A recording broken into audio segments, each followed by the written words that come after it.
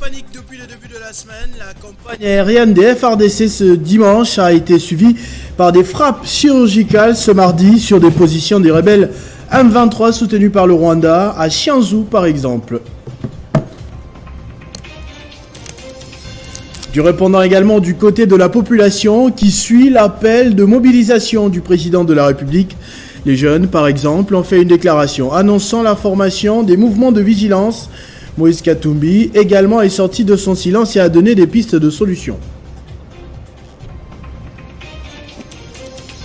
À l'Assemblée nationale, les élus sont en train de tenter de faire le ménage ou du moins rétablir l'ordre après les différentes polémiques qui ont jeté en pâture l'image des élus. Des commissions sont mises en place pour écouter les députés Sessanga, Kasekwa et plus récemment Safou. Mesdames et messieurs, bonsoir. Des sources sécuritaires et de la société civile affirment que l'ennemi est en déroute depuis ce matin.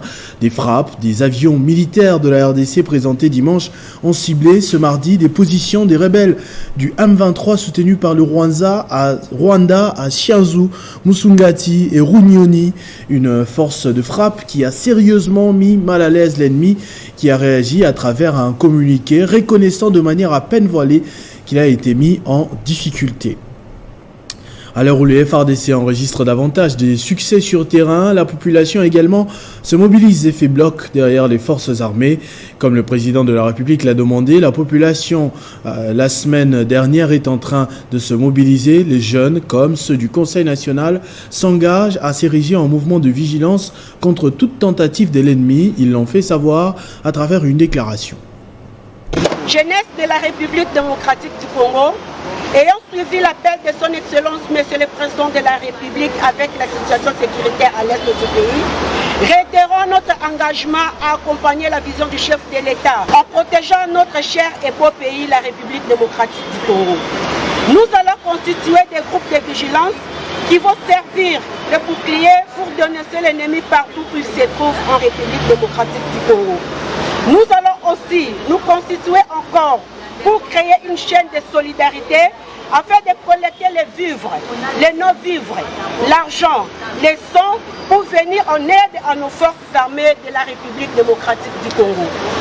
Nous réitérons notre attachement au ministre de la Jeunesse, son Excellence Yves Boukoulou, et désormais, à travers le Conseil national de la Jeunesse et ses entités, nous allons répondre à l'appel du chef de l'État, son Excellence, Monsieur le Président de la République, Félix Antoine Tshisekedi Tshilombo, en s'enrôlant massivement, en bannissant la xénophobie, la stigmatisation de toutes les tribus et les étrangers qui ont choisi la République démocratique du Congo comme leur seconde patrie. Moïse Katumbi a remis ce mardi dans le territoire de Nyiragongo un lot important de médicaments aux structures sanitaires de Kanyaruchiya et Kibati. C'est pour soulager des milliers de déplacés qui ont fui les combats entre les forces armées de la RDC et la rébellion du M23 en territoire de Rutshuru.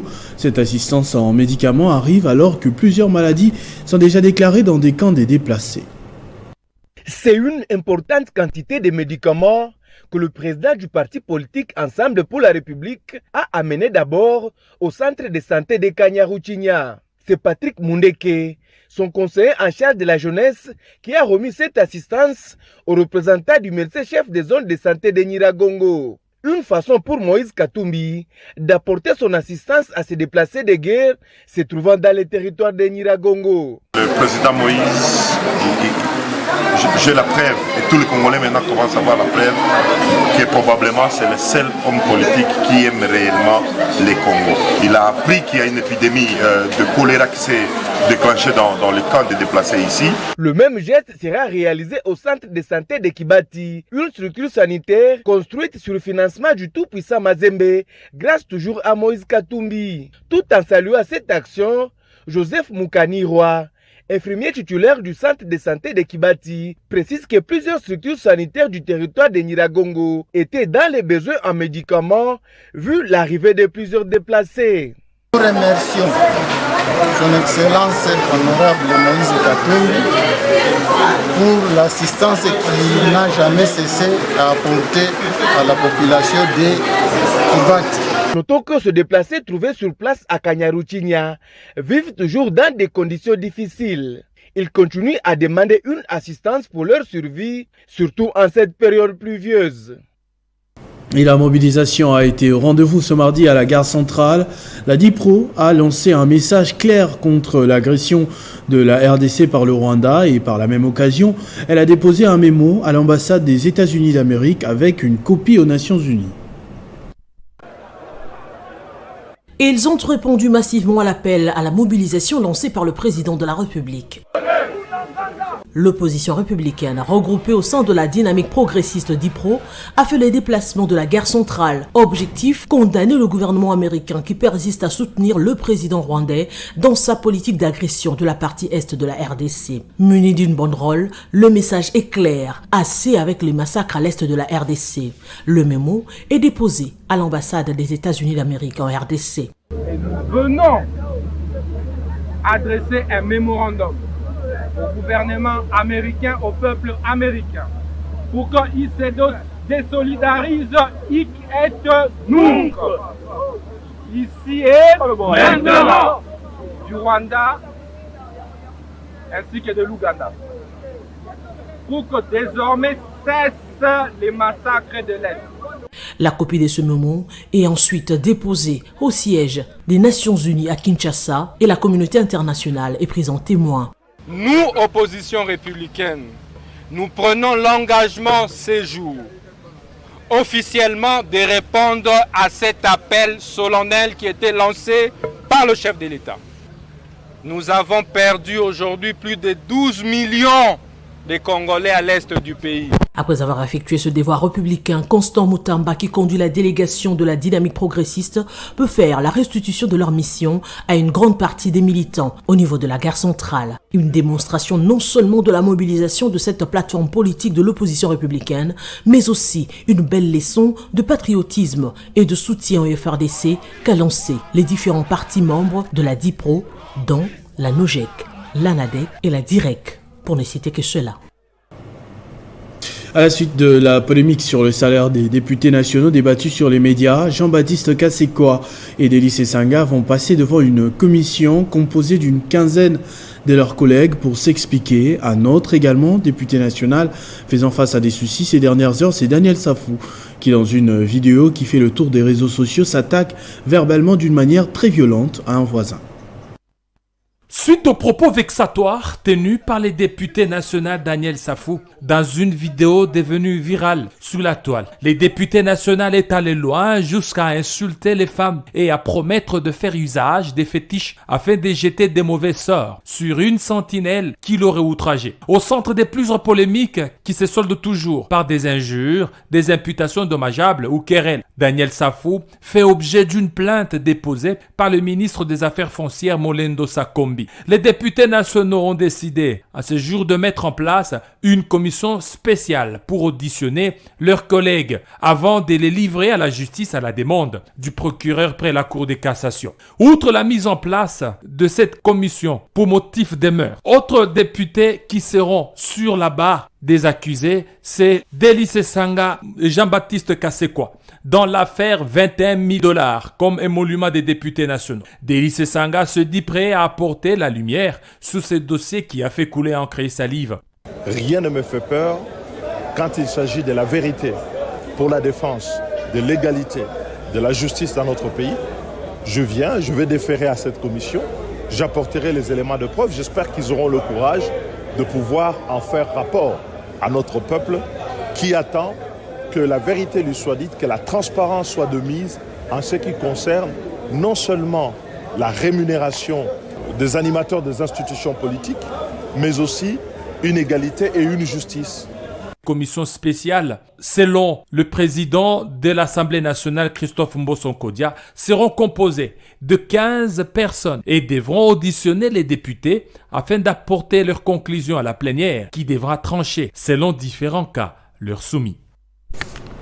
Le président du Sénat, Modeste Batilou-Kwebo, a procédé ce mardi à l'ouverture du premier salon tuniso-congolais de santé, des industries pharmaceutiques, des dispositifs et équipements médicaux et produits pharmaceutiques. Ce salon, qui se tient du 8 au 10 novembre à Kinshasa, se veut le point de départ d'une coopération durable entre la RDC et la Tunisie dans le domaine de la santé. Modeste Batilou-Kwebo a ouvert ses assises tout en saluant la détermination du président de la République, Félix Tshisekedi, qui fait de la santé de la population l'une de ses priorités. Selon le président du Sénat, cette activité est un cadre idéal pour les échanges, des collaborations et de partage entre les opérateurs, décideurs et experts de deux pays en vue de répondre efficacement aux problèmes de la santé auxquels la RDC est confrontée depuis plusieurs années. Batilou-Kwebo a par la même occasion encouragé les Congolais à investir davantage dans ce domaine vital. Je suis venu répondre à cette invitation de Son Excellence Monsieur l'Ambassadeur pour que nous puissions encourager ceux des Congolais qui voudraient en tout cas nouer de bonnes relations et développer les affaires et pourquoi pas organiser le tourisme médical, mais aussi implanter des industries pharmaceutiques ici, et c'est la volonté de la délégation.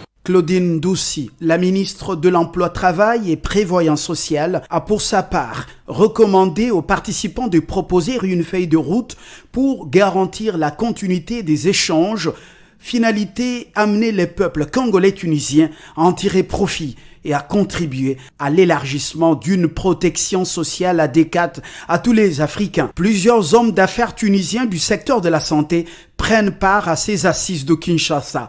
Des rencontres professionnelles B2B entre les principaux opérateurs économiques congolais et autres décideurs sont au programme de cette rencontre des 3 jours au Musée national de la RDC. Au total, 12 États membres représentés par leurs ministres et délégations prennent part à la réunion annuelle conjointe des ministres de la Santé, ministres chargés des luttes contre le VIH, SIDA, de la SADC, la RDC, qui assure la présidence tournante de la communauté de développement de l'Afrique australe, organise cette réunion à travers le ministre Jean-Jacques Mbungani à Kinshasa. Au total, 12 États membres représentés par leurs ministres et délégations prennent part à ce forum consacré aux questions et enjeux politico-sanitaires dans la région.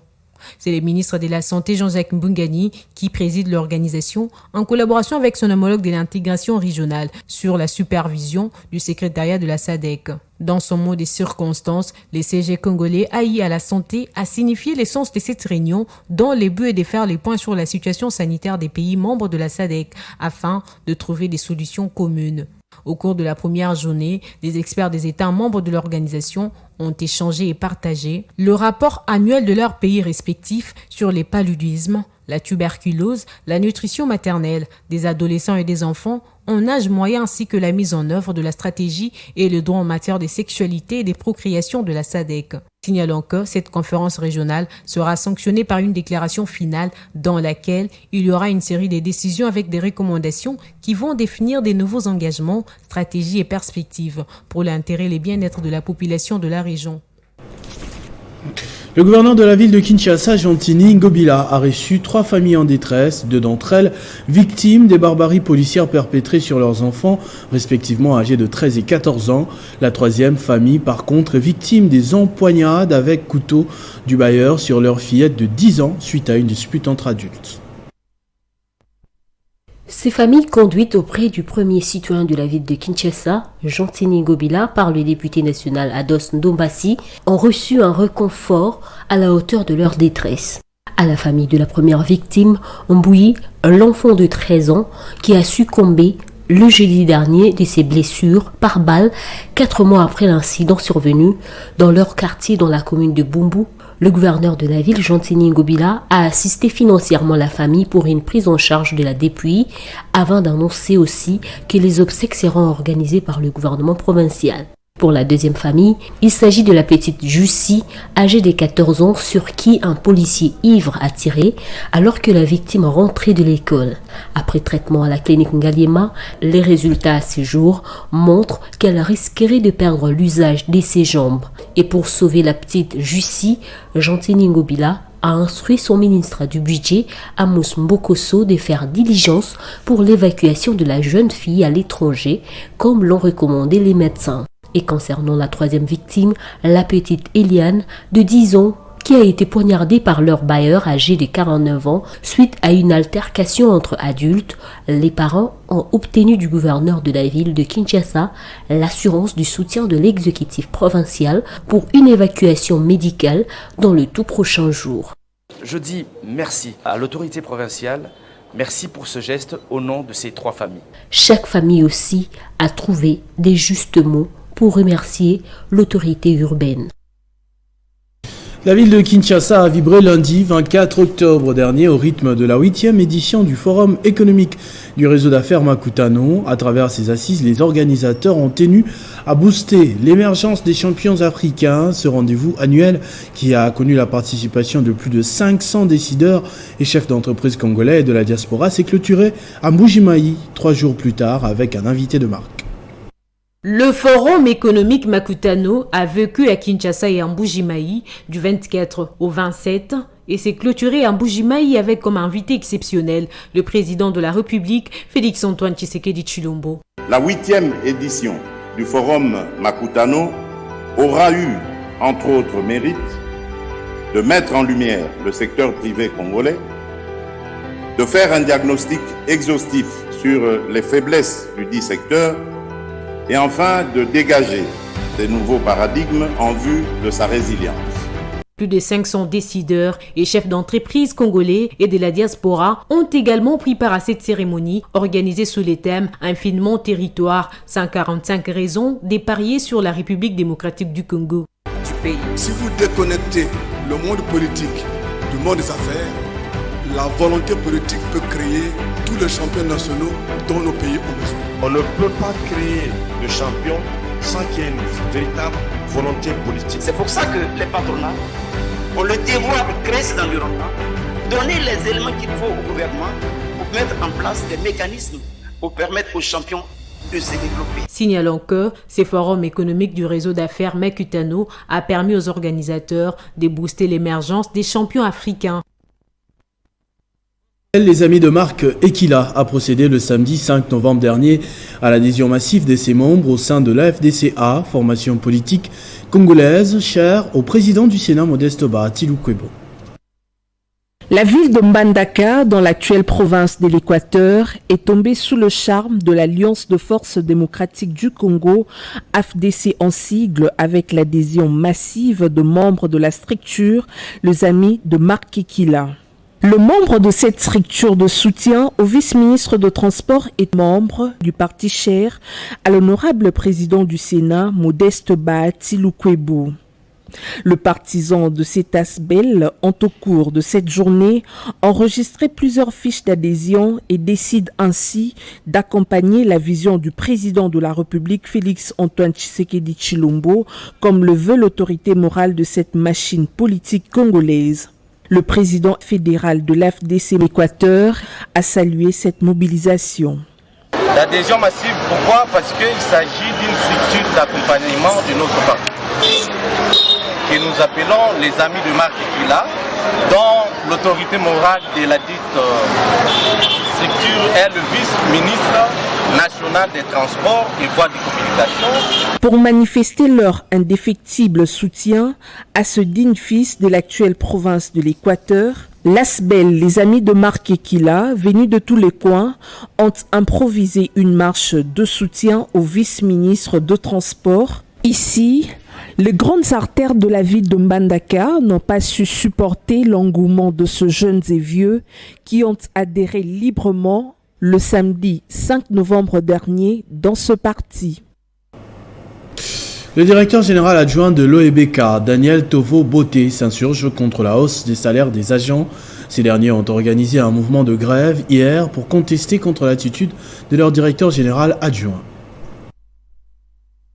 Le directeur général de l'OEBK, Daniel Tovo-Boté, s'insurge contre la hausse des salaires des agents. Dans une lettre écrite par le DGA Daniel Tovo à son directeur général Jean-Claude Mavambou, et qu'il dénonce entre autres l'augmentation des salaires du personnel par le directeur général.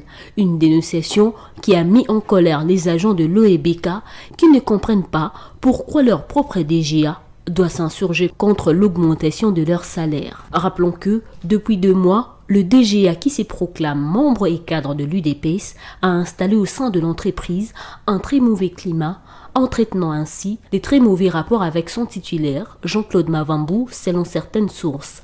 Fort de son statut de membre de l'UDPS, le DGA Daniel Tovo-Boté ne veut surtout pas recevoir des ordres de son titulaire. Est-ce que quand il y a un problème, nous devons utiliser la base du parti politique pour venir? Et maintenant, s'il y a affrontement avec les agents, qui serait responsable? Vous allez constater avec nous le jeudi passé, mais ce Tovo qui va se permettre de venir avec les combattants, en disant que ces postes de DG et ces postes naïe, il faut bailler. Comme on peut bien l'apercevoir, les climats entre le DG et son adjoint semblent se dégrader au fur et à mesure. Les agents de l'OEBK ne sont pas étonnés car l'actuel DGA avait aussi combattu le DG sortant Gloria Toluka. Le second, profitant de son statut de membre du parti présidentiel, veut régler ses comptes à son DG.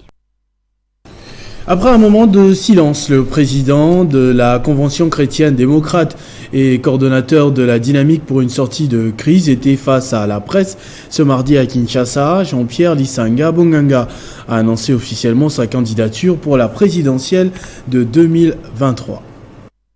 Je me permets de vous rappeler que, conformément à la Constitution, je réaffirme mon appartenance à l'opposition politique et à la coalition Lamuka.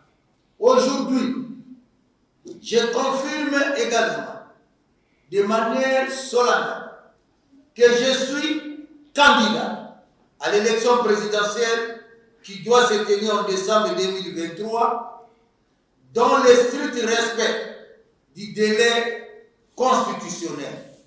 Dans le souci de l'inclusivité, je m'oppose avec force à l'exclusion de toute candidature de tout Congolais qui remplit les conditions prévues par la Constitution et des lois de la République, notamment celles relatives à la nationalité. L'adoption par consensus de la loi portant organisation et fonctionnement de la CENI. L'adoption par consensus de la loi modifiant et complétant la loi électorale. La reconfiguration de la CENI par toutes les parties présentes au processus électoral afin de garantir son indépendance. La recomposition de la Cour constitutionnelle pour garantir son impartialité. Le rétablissement de la sécurité sur toute l'étendue du territoire national. Cédric Chizainga Kapumba, président national du parti politique Action des bâtisseurs pour la démocratie et le développement ABD, a opéré une grande tournée dans le Haut-Katanga pour redynamiser le parti en tenant un grand meeting populaire à Lubumbashi avec comme but la mobilisation des Congolais derrière les FRDC. Très attendu à Lubumbashi, on réservait un accueil chaleureux à son maillot jaune, Cédric Chizainga, vêtu en vert militaire, signe de soutien aux FRDC. De l'aéroport de la Luano, où les sympathisants aux couleurs de l'ABD étaient mobilisés, le cortège du président national de l'ABD a pris la direction du stadium Joseph Kabila de la Gécamine, où une multitude de militants attendaient les speeches.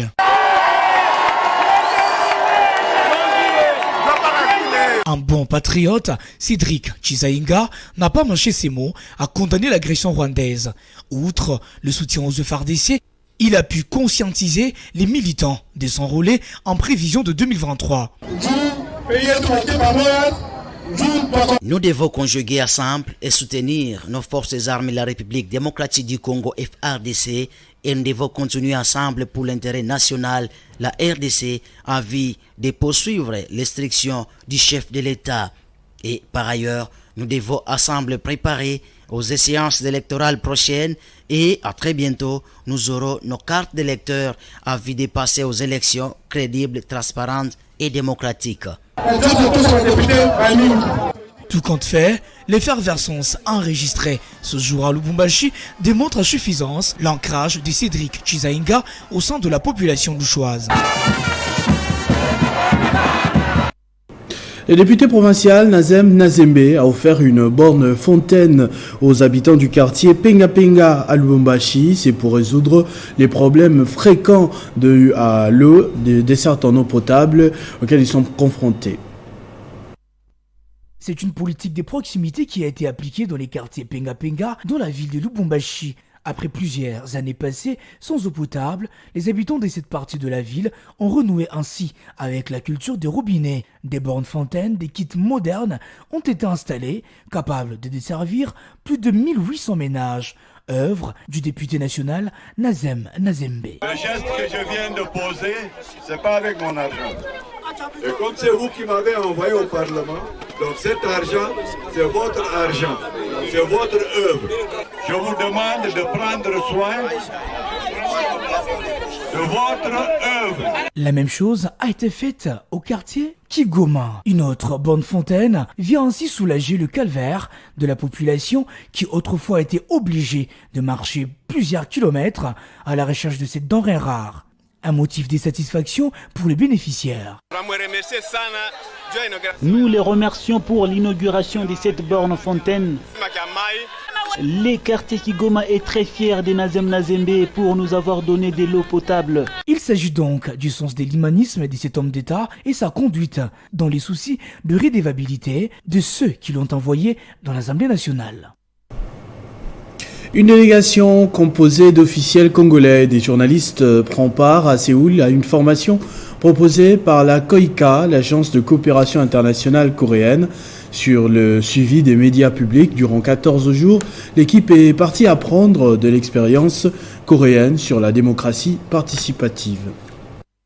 Dans la capitale coréenne, la délégation a entamé un long périple qui aura pour impact certainement l'amélioration de l'environnement médiatique congolais, les médias qui pour Séoul a eu un rôle important dans la reconstruction du pays après la guerre de 1950. Conduite par le président du CESAC et du secrétaire général du ministère de la Communication, la délégation congolaise s'inspirera de l'expérience coréenne pour renforcer le suivi de la communication publique par les médias, socle d'un État démocratique. Au deuxième jour de la formation, la mission semble d'un enjeu crucial pour la partie congolaise. La formation de 14 jours donnée par des professeurs d'université sera ponctuée par des visites dans de grands médias et centres de communication, ainsi que dans des entreprises technologiques qui font la fierté de la péninsule. C'est une douzaine de journalistes venus de médias publics et des entreprises de presse privée qui prennent part à ces programmes mis en place par la KOICA, l'agence de la coopération internationale coréenne. Au terme de la formation, un plan d'action sera présenté tenant en compte des réalités et du contexte actuel du paysage médiatique congolais. Parlons éducation, l'université Horizon Ophtalmologique and Nursing a vu le jour à Kinshasa. Cette institution qui promouvoit la santé universelle a lancé ce jour les inscriptions pour 2023 pour ses différentes spécialisations telles que l'optométrie et la dentisterie. Les ressources humaines en santé oculaire en RDC restent un des défis majeurs. Pour un pays de plus de 80 millions d'habitants, seulement 218 centres de santé spécialisés dans les soins oculaires, avec 108 ophtalmologues.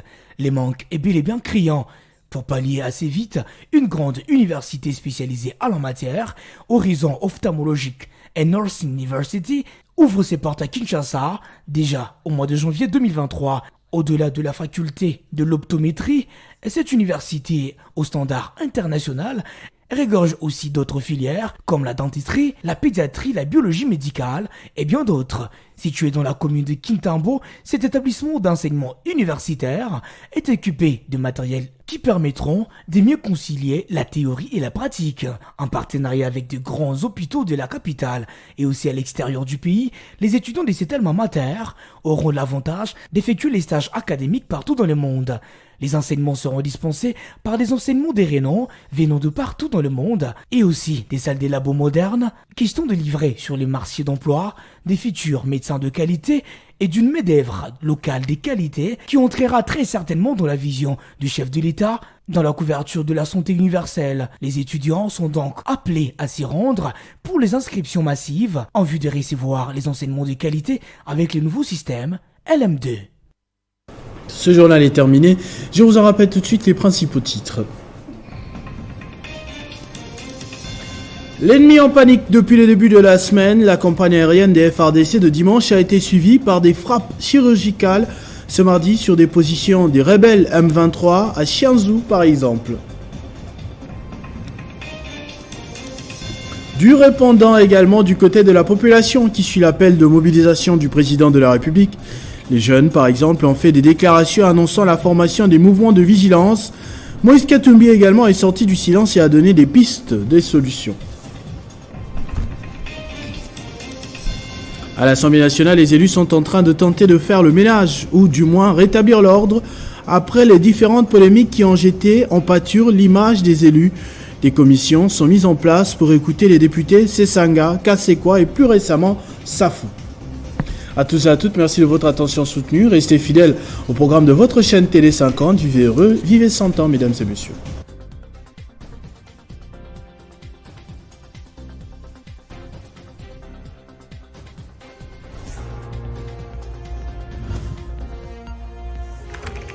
L'actualité reste incontinue.